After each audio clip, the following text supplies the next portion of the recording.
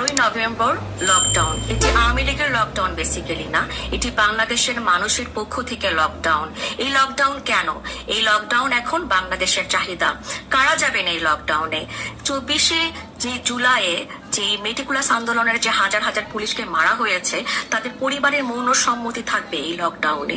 শুধু তাই নয়, যেসব আনসার বাহিনীকে আপনার সচিবালয়ে মারা হয়েছে, ফ্যাসিস্টের দোসর বলা হয়েছে, তাদের পরিবারের মৌন সম্মতি থাকবে এই লকডাউনে। এই লকডাউন সে সমস্ত গার্মেন্টস শ্রমিক, 50 লক্ষ যে গার্মেন্টস শ্রমিককে বেকার করে দেওয়া হয়েছে, এই লকডাউন তাদের পক্ষে। শুধু ছাত্রলীগ করার অপরাধে যেসব ছাত্রের ছাত্রত্ব কেড়ে নেওয়া হয়েছে আজীবনের জন্য, শিক্ষা জীবন শেষ, তাদের জন্য তাদের পক্ষ থেকে এই লকডাউন। এই লকডাউন আমলেও আমাদেরকে এতটা সাইবার হ্যারাসমেন্ট করা হয়নি, এটা অকপটে স্বীকার করেছে, এখনো করছে। শেখ হাসিনার আমলেও আমাদের এইভাবে সাইবার হ্যারাসমেন্ট করা হয়নি। এখন বুঝতে পারছি কোনো একটা দলকে কেন নিষিদ্ধ করে রাখা হচ্ছে, এটা আমরা এখন ফিল করতে পারি।